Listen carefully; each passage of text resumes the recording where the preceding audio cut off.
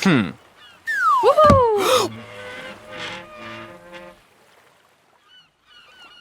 So we're breaking down consciousness. Yep. And we thought we would start with the easy stuff, the senses. Sense number 3, touch. What does touch feel like? Touch is an interesting one to talk about because it's the one that like really explicitly does like feel like something. Unlike the other ones where it's like what does the sense sort of feel like in the mind, touch is the one where you're really feeling is the kind of the whole deal. Well, but you just said something. It's almost like touch is outside your body. Do you know what I mean? It's not in your. It doesn't feel like it's like right behind your eyeballs in your brain somewhere. No, it feels very external to me because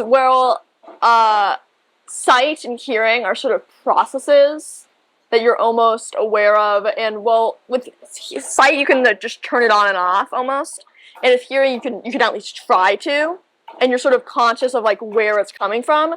Touch comes from all around you all of the time. So let's talk about how it's different than other senses. What proximity does it operate at? I think touch is very close to you because, well, sight and hearing sort of have different distances attached to them. Touch, like, obviously you need to be touching something. It's the organ of your skin is like wrapping all around your body. And then also, when you're talking about feeling things like pain, touch even extends from within your body. That's also a way that I feel like it's kind of different than sight and sound. Well, I mean, you can hear things inside your body. I guess you can't really see things inside your body. Yeah, and touch is very omnidirectional, even in a way that like hearing can't come close to, because it comes from sort of everywhere on your body at once all the time. Well, hearing comes from two places on your body that you can really easily identify. Touch is so like all-consuming that it sort of leads into our next thing, that like you can't focus on it all the time. And it's very unconscious. So when you're touching something, when you're feeling pain, like you're no longer going to focus to it. Your brain's going to sort of go to that because pain is inherently just your body's way of letting you know that something is wrong, something is hurt, and that you need to fix it. And when you're feeling something particularly uncomfortable, like a really scratchy fabric or something, then you might notice that too. But for the most part, touch is entirely unconscious to us because, like, how often throughout the day do you think about what you're touching? Like, you think about what your arm's touching, what your leg's touching. You think about the fabric of your clothes. People are wearing clothes all the time, every day, but they never really think about what it feels like unless it's like a particularly weird fabric. So in that way, touch is by far the most unconscious sense that, at least that we've talked about so far, because it's just sort of, it fades into the background just like immensely. Like there's almost no brain power taken up at all. You also mentioned that you feel it everywhere. Yeah. What's feeling stuff is your skin, right? Your skin, all skin can feel. Yeah. And one thing else it can do is that's a little different because of that is you can feel localized which part of your skin is getting affected by touch. Yeah. And you touch your leg, you touch your shoulder. Yeah, it's a lot of information that's coming at you. So it makes sense that your brain's not going to try to process it all at once. It's not trying to make you focus on it all. It's just trying to like let you know to things that are sudden, strange, new, particularly painful or uncomfortable or even pleasant. Those are the things that you're going to that are going to come to your attention. But otherwise, you need to focus a lot more on your other senses or your other brain power. Well, in the thing that one of the things that we were kind of implicitly saying about touch, but I don't think said explicitly, is that touch is almost always about you. It's always going to be about you to some degree, a little bit, right? Yeah. Like sight. No, that's like it's like you seeing other stuff and observing and trying to figure it. Well, and sound, like all that. Yeah. You know. Well, sight and sound are about your perception of the world around you. Touch is about your perception of the world, but only in the way that it relates directly to you. Another thing that I think that sight and sound kind of have, but not like touch has, is the range that we talk about touch in is really from pleasant to hurtful. Yeah. Or painful, definitely. Right? That's what is that? It could literally almost be the same action sometimes, but just slightly modified to go from pleasure to pain. Definitely. right? So like what is that? Yeah, well, touch is interesting because, well, like there's sights that can be sort of difficult to see. That's sort of like ones where the least sort of like pain comes in, especially since you're able to just close it off. Or super bright. Yeah, super bright. That's true. Those things can be super bright, and those can't even be painful. Hearing things can be like that are very loud or like very like annoying. That can be painful as well. Like hearing like your fingernails screeching or whatever. That's that's explicitly very painful to hear even. But touch is not. It does not have a very. It has a wide range of like sensations, but they all are automatically ranked on this scale, which is just something that's not true for hearing or for sight. Because for those, it's much more expansive in the way that it's consumed and the way that it's processed. And there's a lot more, like, there's many more options. For example, like for hearing, like for sight, you can see anything, but for hearing, it can be music, like different genres of music that you like in different ways. But for touch, you're sort of like already thinking about it, oh, this is a nice thing, or this is like a bad thing. So the difference between them, obviously, is the purpose of pain is to let your body, to let you know that something is wrong here. We're going to let you know that it's bad by making you feel a really bad thing.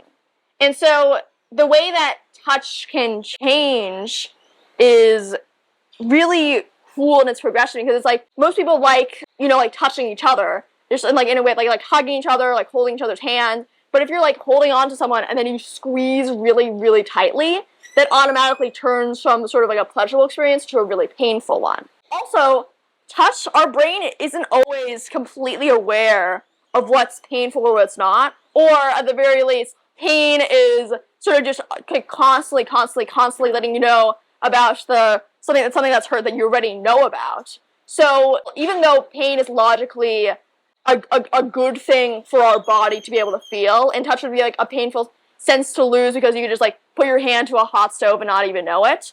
Pain, like, people really hate pain, and I feel like if they're asked, most people would choose to get rid of it. So the other vector, I guess, that I think that we experience touch on is intensity. Can you talk about that a little bit? There's obviously a difference between like sort of a light touch and like a hard touch, and it's related to what I said before, how it's like the difference between like touching something gently and then like squeezing really hard onto it.